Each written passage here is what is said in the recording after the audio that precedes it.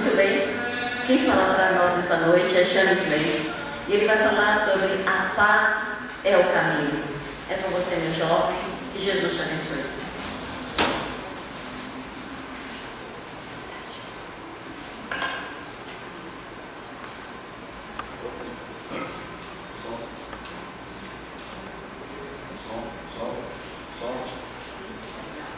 Som. Está me ouvindo, Pai? Meus queridos irmãos, muita paz, que o Mestre Jesus ilumine as nossas almas, na qual cada um de nós estamos buscando a nossa iluminação interior, a nossa espiritualidade, a nossa paz. A paz como caminho. Quando o amor esteve na terra, era a presença magnânima do Espírito mais perfeito que se faria presente na jornada evolutiva e espiritual da humanidade.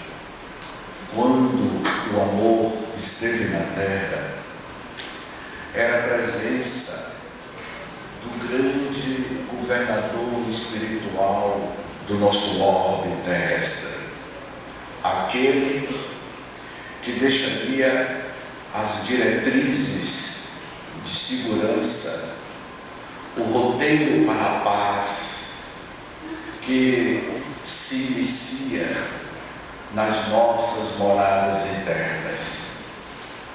Jesus, este jovem notável, na perspectiva de Amélia Rodrigues, a poetisa baiana Amélia Rodrigues, ela descreve Jesus, o pacificador da paz, quando ela diz: era um jovem de 1,70 m de altura, cabelos cor de ambar encaracolados.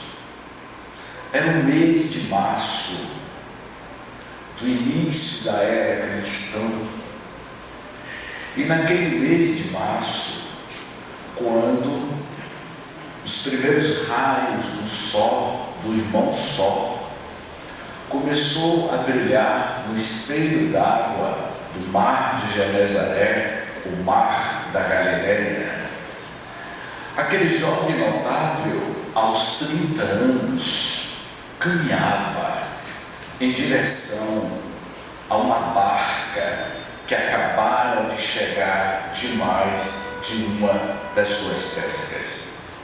Era Simão Pedro, junto com demais pescadores, que acabara de ancorar a sua velha barca, o seu barco. E aquele jovem naquela túnica, parecendo ser a luz do mundo encravado na terra, se aproximava de forma tão leve, deixando das suas pegadas na areia, quando aquele olhar enigmático, aquele olhar de compaixão, de amor, aquele olhar de gratidão, se aproximou daquele homem barbudo, de rosto queimado pelo sol que castigava a Galileia, a Palestina, há 2022 anos atrás. E Jesus, ao se aproximar dele, pergunta a Simão Pedro: Simão, tu desejas pescar almas para a casa de meu pai? Naquele momento, meus queridos irmãos, minhas queridas irmãs, Simão Pedro, aquele homem que já tinha uma certa idade, foi envolvido pelo campo gravitacional do amor e da paz que exalava daquele Espírito. O magnetismo do Cristo, do Filho do Homem, da luz do mundo, da luz da vida, envolveu Simão Pedro e os demais que ali estavam. Um campo de luz que exalava do Cristo é algo inimaginável. Para que vocês tenham ideia da luz, da aura, a luz que expandia da aura do Cristo, eu vou fazer algumas comparações.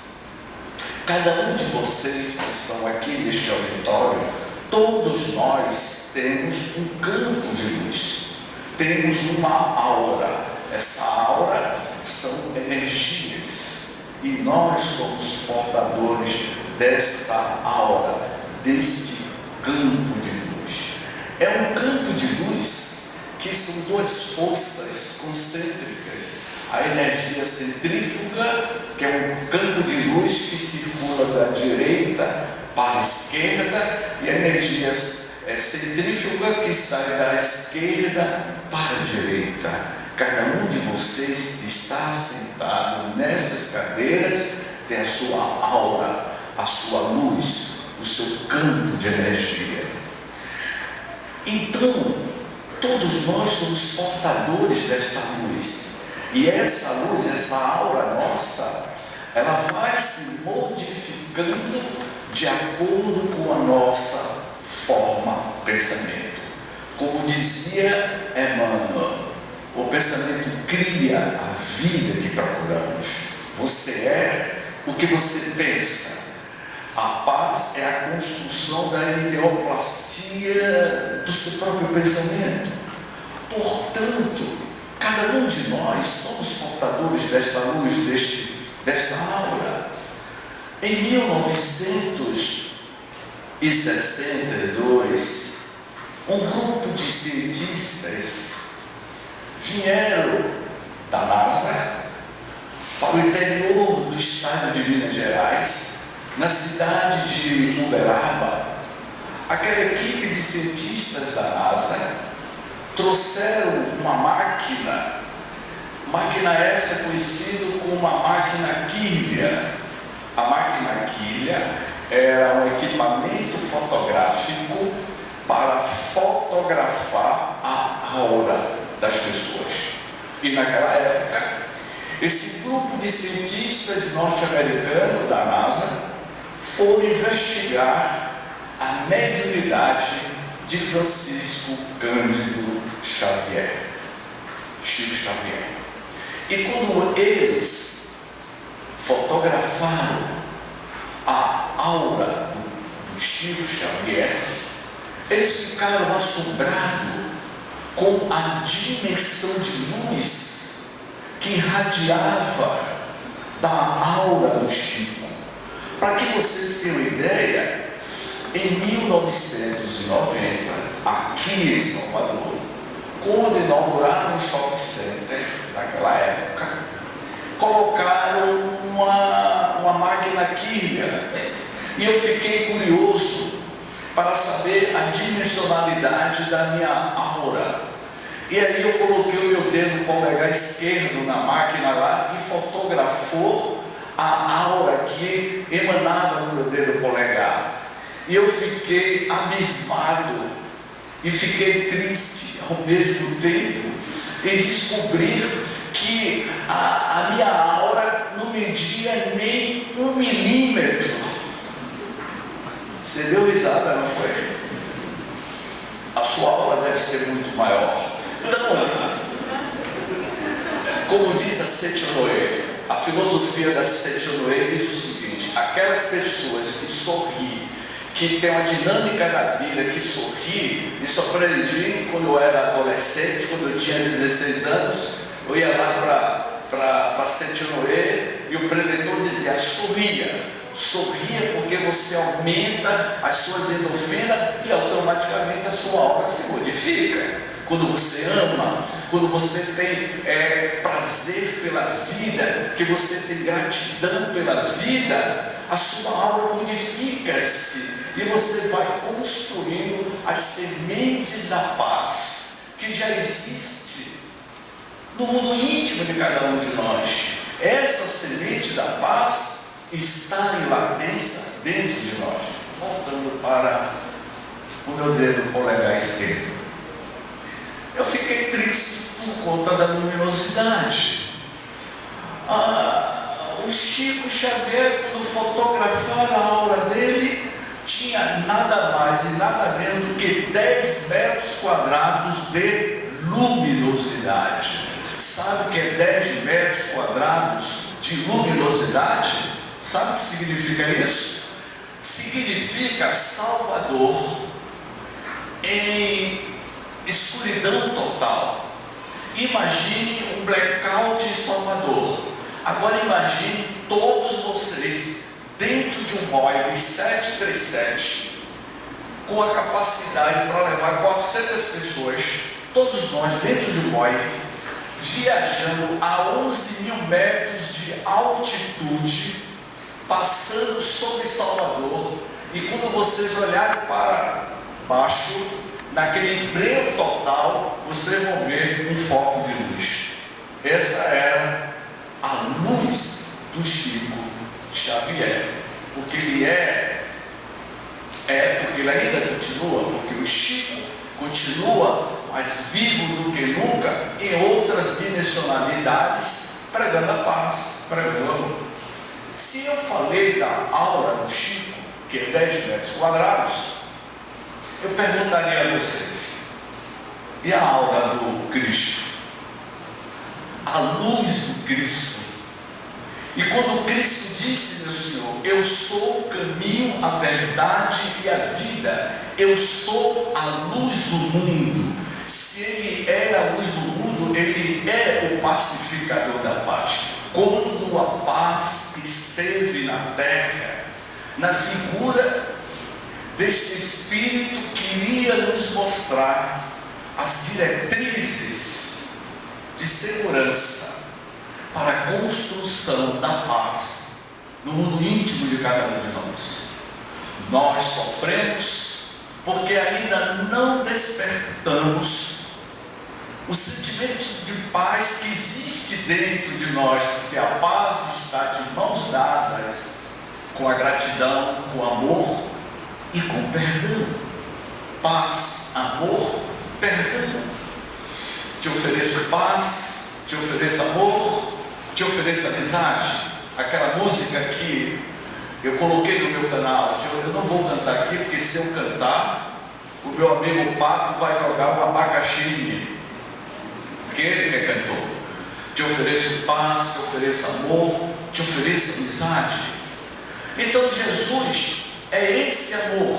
Jesus veio oferecer o amor, veio oferecer a amizade e veio nos oferecer a paz como processo evolutivo espiritual para cada um de nós.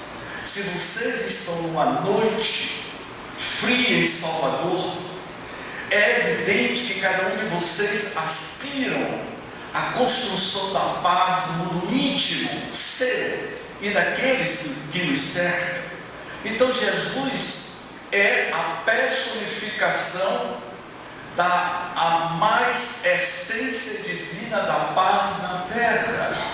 E quando ele, aquele rabi notável, que sabia administrar conflitos entre os seus discípulos, ele iria afirmar: eu hei de enviar o Consolador prometido, e que este Consolador prometido revelará para a humanidade o que até o presente momento eu não posso falar, porque Jesus falava através de metáforas, Jesus falava através de parábolas, que em latim é parábola. Então Jesus, ele tentava contextualizar o seu pensamento cósmico, o seu pensamento espiritual, de uma elevação hierárquica tamanha, diminuía o seu pensamento em padrões acessível à racionalidade, ao pensamento dos hebreus, dos judeus, dos saduceus daquela época. Então, quando Jesus conversou, ou melhor, Jesus não conversava, Jesus dialogava. Conversar é uma questão, dialogar é outra. Ele dialogava com as almas necessitadas. E neste diálogo com Nicodemos, é que Jesus vai dizer: Nicodemos, eu estou falando das coisas, das questões da terra, do mundo de César, do mundo físico. Você não está entendendo. Imagine se eu falar as coisas de meu Pai. Você não vai entender. Era um diálogo sobre a questão da ressurreição, o diálogo da questão da reencarnação. Então imagine a esse distinto auditório, se Jesus dissesse: Nicodemos, o Espírito é o princípio inteligente do universo, o Espírito é uma centelha, é um clarão, é uma luz, Nicodemos, e que o Espírito, ele se vincula ao corpo biológico de formação através dos cromossomos, Nicodemos, através dos DNA, Nicodemos. Agora imagine, minha senhora, se Jesus dissesse a Nicodemos: Nicodemos, as mulheres têm as trompas de Falópio. Eu vou até beber água. Nicodemos, as mulheres têm trompas de Falópio. E o homem tem espermatozoide. Já pensou Jesus falando de espermatozoide? 300 milhões de espermatozoides da antiga Galiléia, e dizendo que esses espermatozoides, que são 300 milhões, viajando pelas trompas de Falópio para penetrar no óvulo, e que o princípio inteligente do universo, pela força soberana do Criador, Deus que nos criou, simples e ignorante, no nosso processo evolutivo espiritual, nas nossas sucessivas reencarnações, que inúmeras vezes cada um de nós tivemos. Então, vocês entenderam, a senhorita entendeu o que é as trompas de Falópio. Eu não posso perguntar a Rafael, que está filmando, porque Rafael é homem, mas as mulheres entenderam. Então é evidente que Jesus não poderia dizer essas questões, que a humanidade não estava preparada. Então ele iria dizer: vou enviar o Consolador prometido. Este Consolador seria o advento da revelação ou revolução dos Espíritos para a humanidade. Seria o surgimento da doutrina espírita no século XIX. E 57 é apresentado para a humanidade o Código de Ética para a Construção da Paz no mundo em litígio do século XIX, e que ainda continua no seu processo de litígio, conforme todos vocês estão acompanhando essa revolução emocional que a nossa sociedade contemporânea está atravessando, que cada um de nós estamos atravessando, no dizer do místico João da Cruz, o místico espanhol João da Cruz, iria dizer: a noite escura da alma. A noite escura da alma é o momento que cada um de nós individualmente vai dar o seu testemunho de fé no seu processo de mudança, de renovação íntima. A noite escura da alma, no dizer de João da Cruz, significa um testemunho íntimo que temos que dar. Então, quando Kardec apresenta o Código de Ética Moral para a Construção da Paz, que é um dos capítulos da doutrina espírita, do livro dos Espíritos e do Evangelho segundo o Espiritismo, a busca da paz está na vivência da prática do amor, da caridade, da compreensão, não é? Diminuirmos os nossos, que eu sei que aqui no auditório ninguém tem esse problema, não é isso, menina? Ninguém tem problema aqui no auditório de ressentimentos, não é? Ninguém aqui tem problema de ressentimentos, não é verdade? Ninguém tem. Esse tal de ressentimento que não deixa fluir essa semente da paz, essa semente da gratidão, do amor. Quem deseja ser feliz, eu vou dar um de evangélico na igreja evangélica. Quem deseja ser feliz, levante a mão.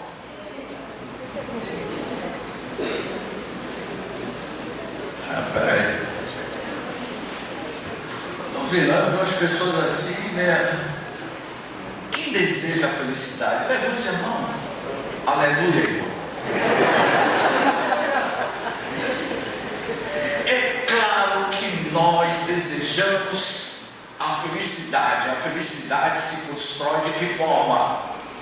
Desenvolvendo o sentimento da paz interior. E como se conquista esta paz? Trabalhando as mágoas, trabalhando os ressentimentos.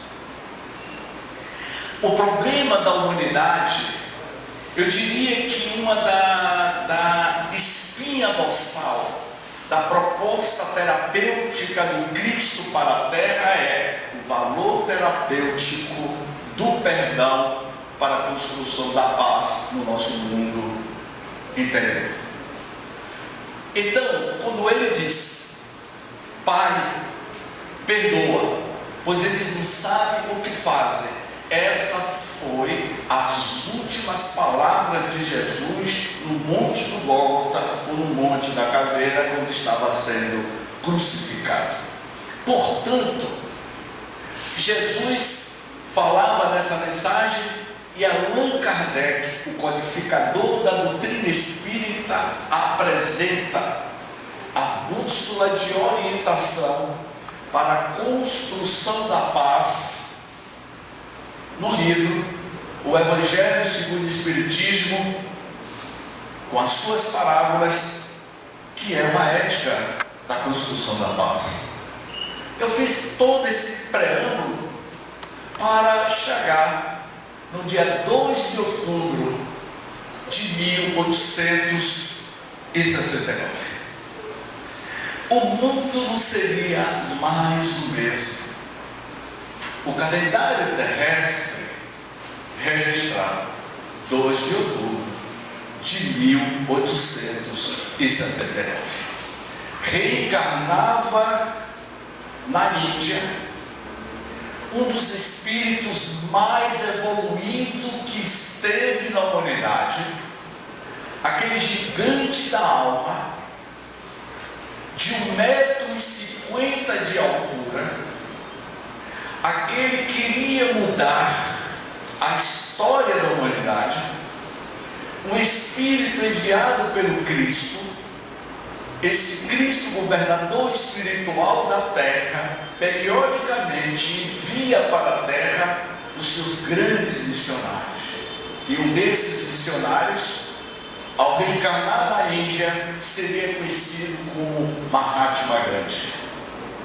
E naquele mês de outubro de 1869, nascia numa família tão simples, aquela criança que já reencarnou, trazendo o psiquismo da paz, aquela criança que mais tarde se tornaria um advogado, iria iniciar o seu projeto da construção da paz na terra, na África do Sul, em 1947, na qualidade agora de advogado lá na África do Sul, incomodava ao jovem Mahatma Gandhi a questão da desigualdade social, do apartheid. E Gandhi resolve voltar à Índia, iniciar o seu grande projeto de revolução, a revolução do amor. E conforme vocês sabem, a Índia hoje, em pleno século XXI, a população da Índia hoje é de 1.345.000.000 de habitantes. A Índia tem 7.000 anos de história. Tem várias filosofias religiosas. A questão da reencarnação na Índia é uma questão muito comentada, porque eles acreditam na reencarnação. E ao tempo de Mahatma Gandhi, a Índia tinha uma população entre Gandhi e Madre Teresa de Calcutá. Naquele período que Gandhi estava retornando ao mundo espiritual, porque ele foi assassinado, e Madre Teresa de Calcutá, que era outra pacificadora pela paz mundial, naquele período a Índia tinha uma população de 300 milhões de habitantes, e Gandhi seria assassinado pelo simples fato de que ele estava buscando construir a paz para a humanidade. A Inglaterra, os reis, não é? Dominaram a Índia durante um grande período. E aquilo incomodava Mahatma Gandhi. Até que em certo momento, eu vou resumir a história de Gandhi, e se vocês quiserem, assistam o filme de Gandhi, que é uma obra-prima. Mahatma Gandhi, ele dizia que poderia fazer com que a Índia se tornasse independente sem pegar em... Eu esqueci. Eu não estou ouvindo. Eu não estou ouvindo. Não ouvi. Armas. Sem pegar em armas. Eu vou falar um pouco de Monteiro Lobato. A gente falou em armas, eu me lembrei de Monteiro Lobato. Eu acho que tem gente aqui no auditório que é da época de Monteiro Lobato. Não tem, né? Mas o senhor Monteiro Lobato, que todos vocês conhecem, o construtor da história do sítio do Pica-Pau Amarelo. Monteiro, quando a gente falou de armas, e que Gandhi disse isso, que poderia a Índia separada da Inglaterra sem pegar em armas. Mas Monteiro Lobato dizia assim: um país é feito de homens e de livros.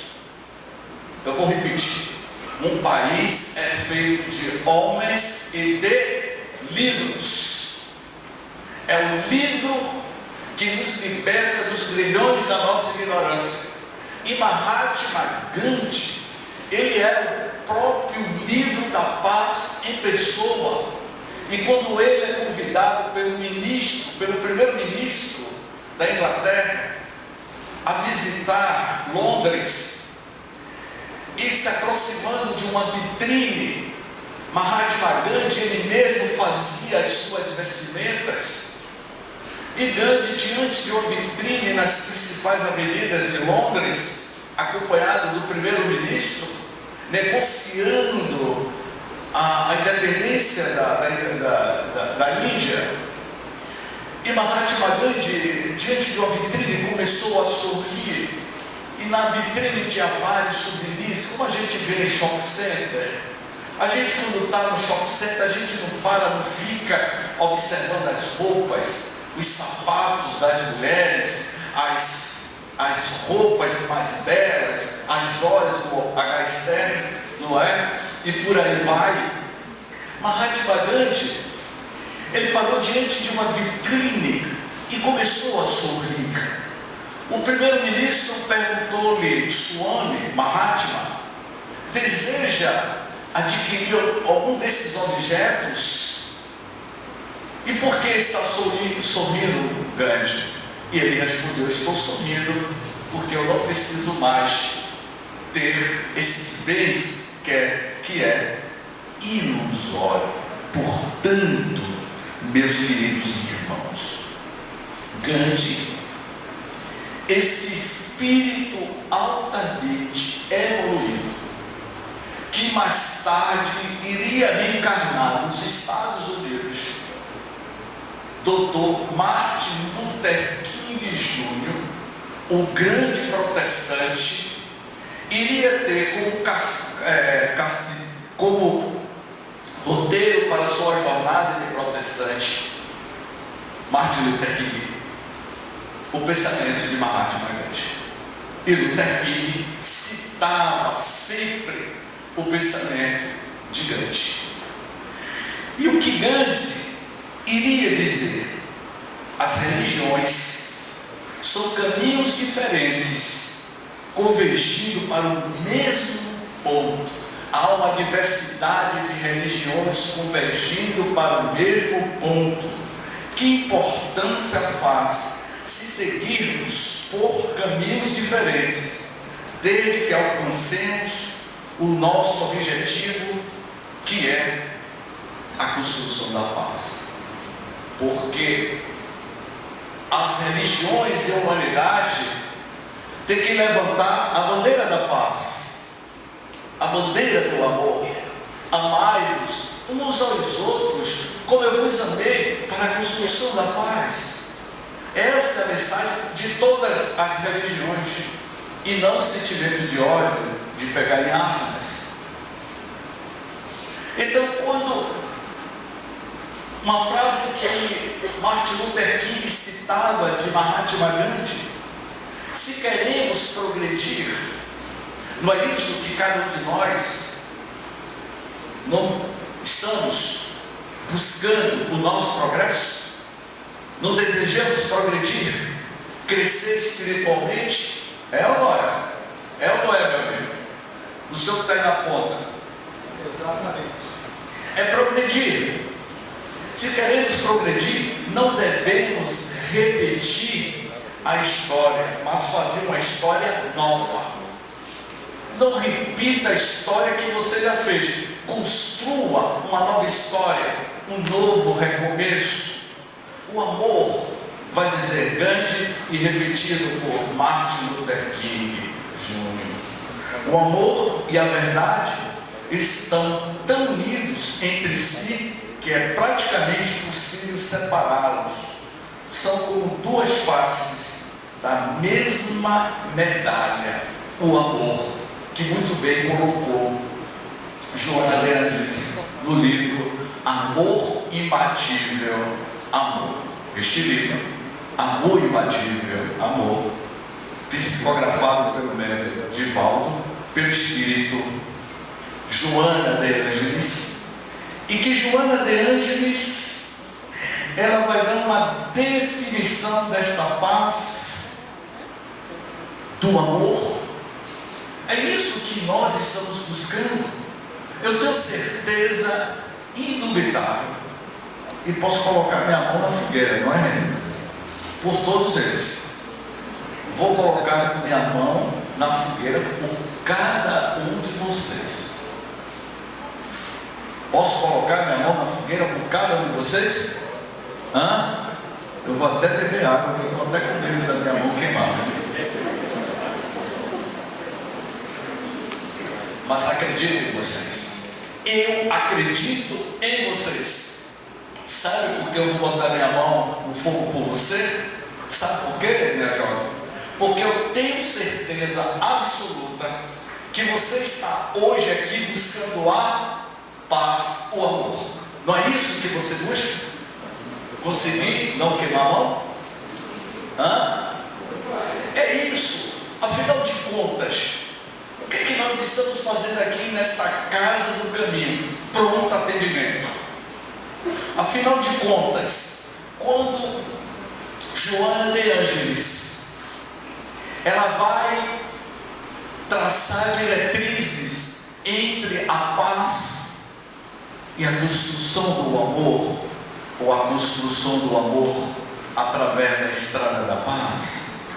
O amor é substância criadora e mantenedora do universo, constituído por essência divina, porque Deus é amor.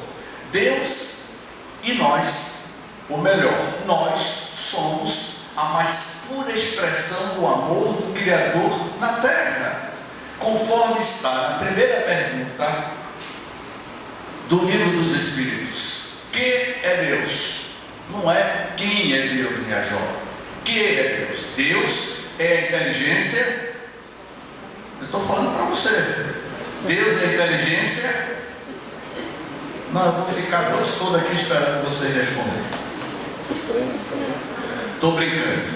Deus é a inteligência suprema, causa primeira ou primária de todas as coisas. Então Deus é essa essência divina do amor. Se Deus é amor, a partícula, o átomo da paz, do amor, está em latência dentro de nós.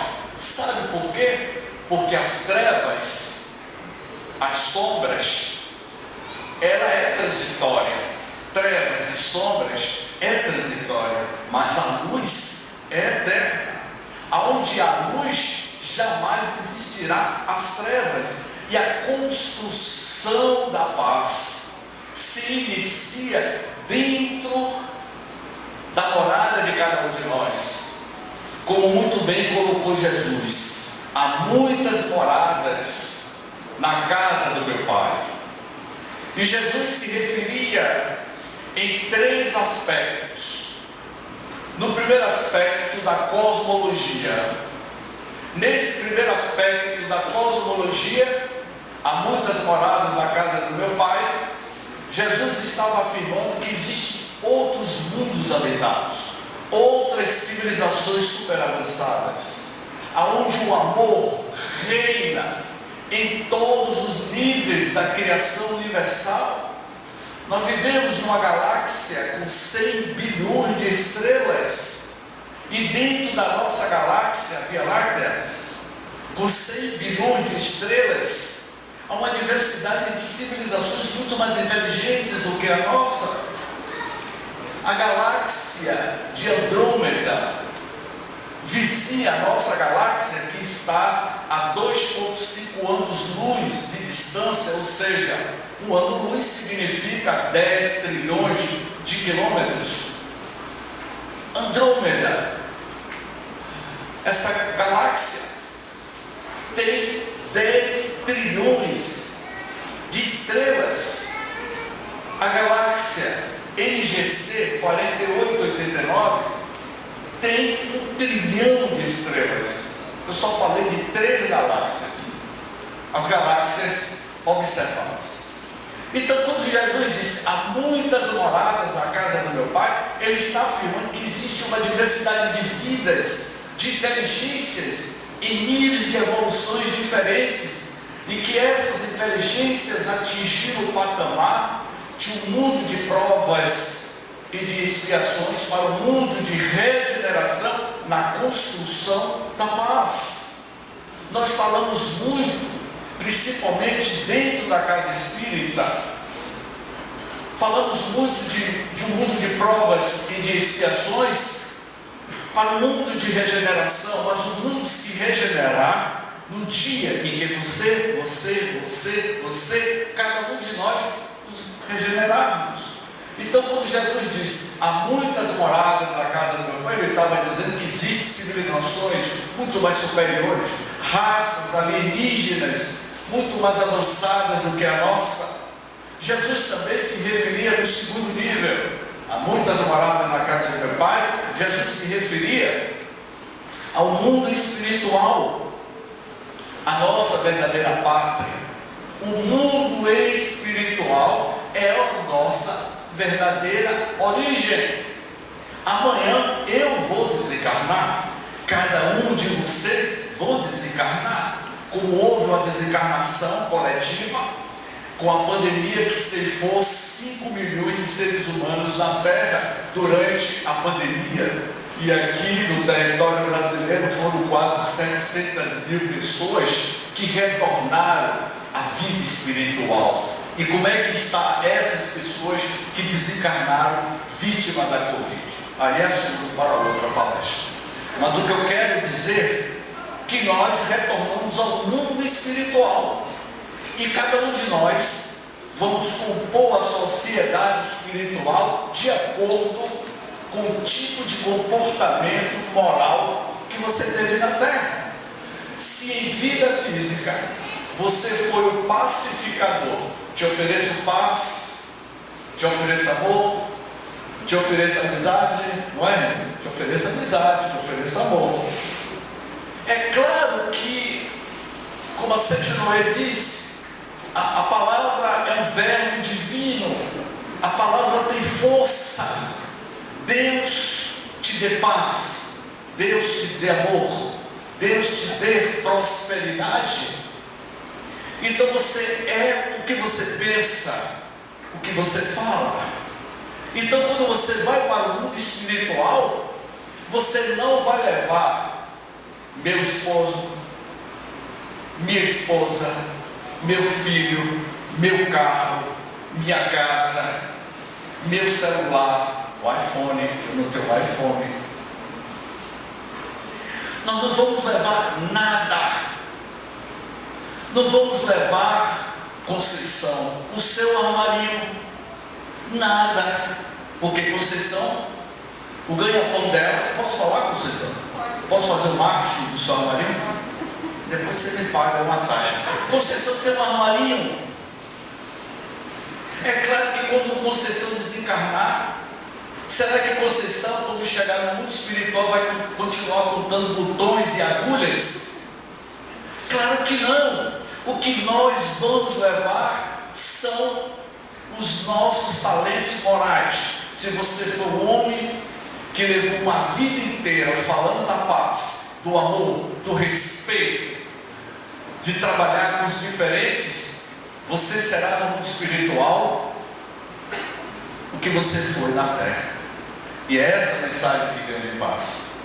A mensagem que o Cristo luz, o Logos divino, o Cristo, as moradas do meu Pai, e o último nível da morada que Jesus se referia, há muitas moradas na casa do meu Pai, no mundo íntimo de cada um de nós.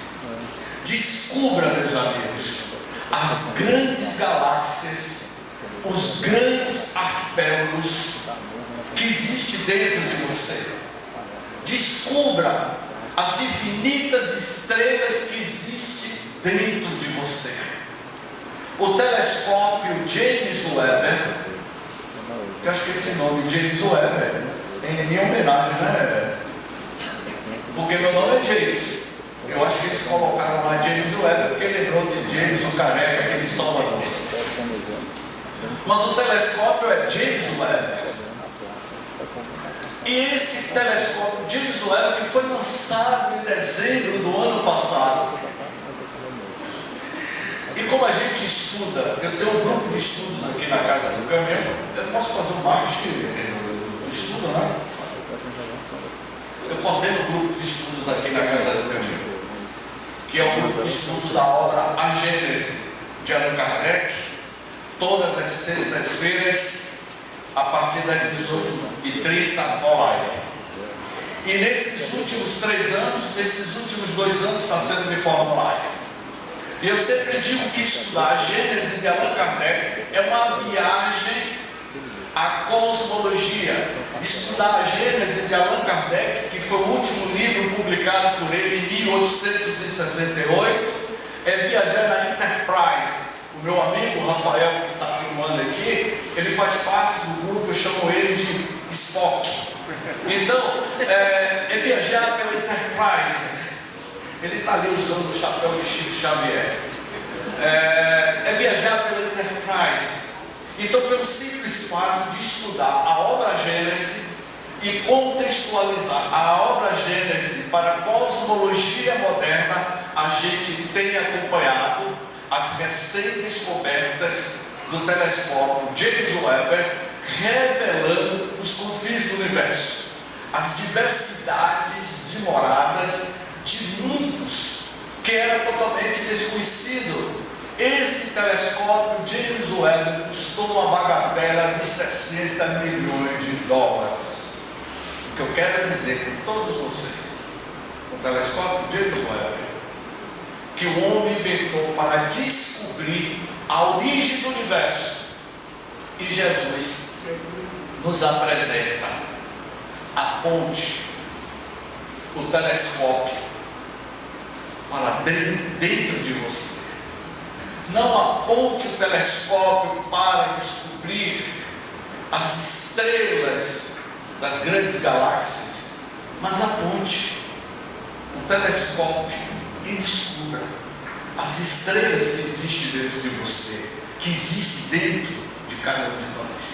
Então este telescópio da paz é o telescópio que o Cristo nos apresentou há mais de 2000 anos, nos dizendo: ofereço a paz, o amor, para a construção das grandes moradas que existem no mundo íntimo de cada um de nós. Porque o Espírito, ele é luz, o Espírito é uma centelha, e cada um de vocês é a luz do mundo em evolução. Nada de depressão, nada de tristeza, nada de melancolia, porque cada um de nós, cada um de vocês, somos seres fadados à perfeição na construção da paz. E eu concluo com uma frase de Mahatma Gandhi: as doenças são os resultados não só dos nossos atos, mas também dos nossos pensamentos. Eu vou repetir, porque você não ouviu. Não foi isso? Você não ouviu. Eu só vou falar para você. As doenças são os resultados não só dos nossos atos, das nossas atitudes individual e coletiva, não é isso, René?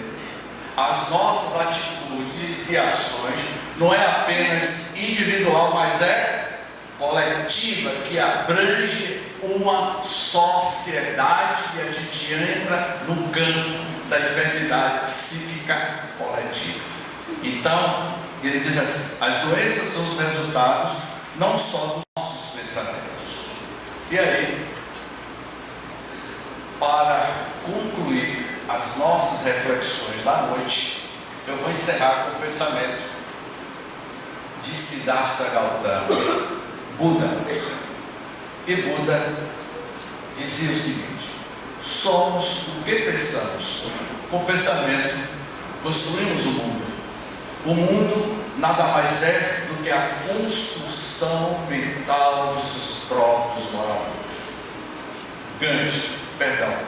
Buda, somos o que pensamos. Com o nosso pensamento construímos o mundo, e o mundo nada mais é do que a construção mental dos seus próprios moradores. Portanto, a construção da paz para o mundo em renovação depende de cada um de nós, porque a semente da paz já existe em latência no mundo dos nossos corações, das nossas emoções. Gratidão, muita paz, namastê.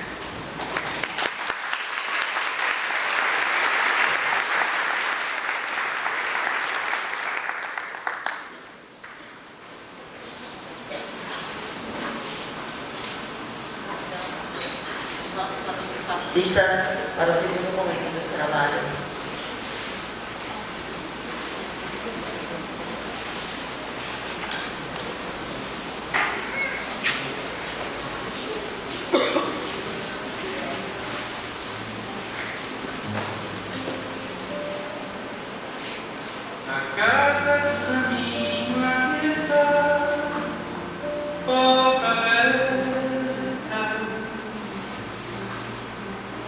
para todo que aqui quiser entrar, porta aberta. Temos a flor da oração para ofertar, porta aberta. E a mão amiga para sempre acalentar, porta aberta. A luz do céu, derrama sobre nós o teu amor. A luz do céu, inspira-nos nesta caminhada, que cada passo seja dado em direção do que ensinou o amável peregrino, e cada gesto iluminado pelo amor auxilie todos sejam bem-vindos. A casa do caminho aqui está, porta aberta para todo que aqui quiser entrar, porta aberta. Temos a flor da oração para ofertar, porta aberta. E a família para sempre aberta.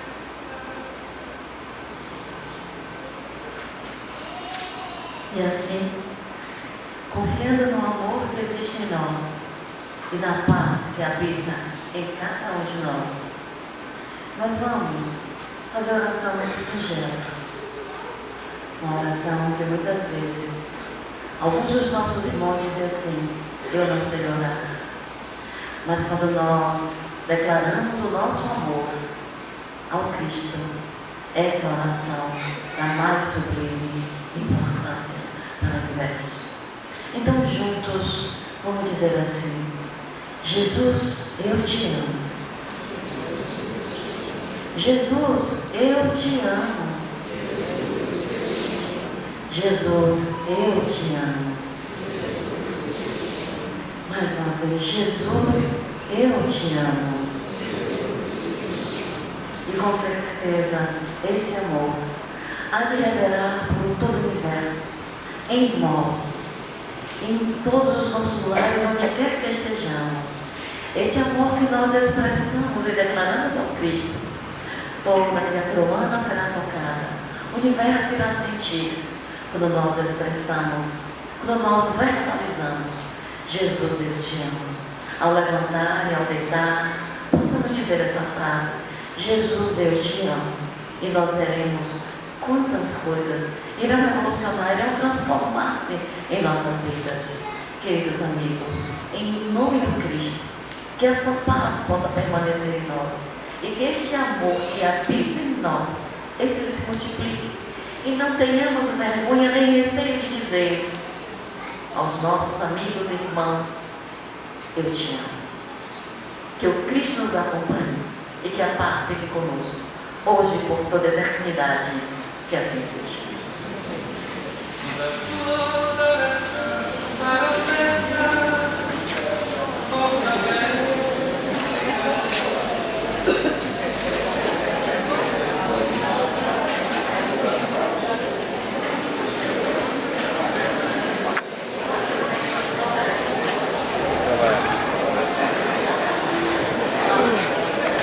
Então, esquerda daquela caixa, porra, você que se abrindo o fundo ali, tirando aquela placa, passando algum produto ali, ela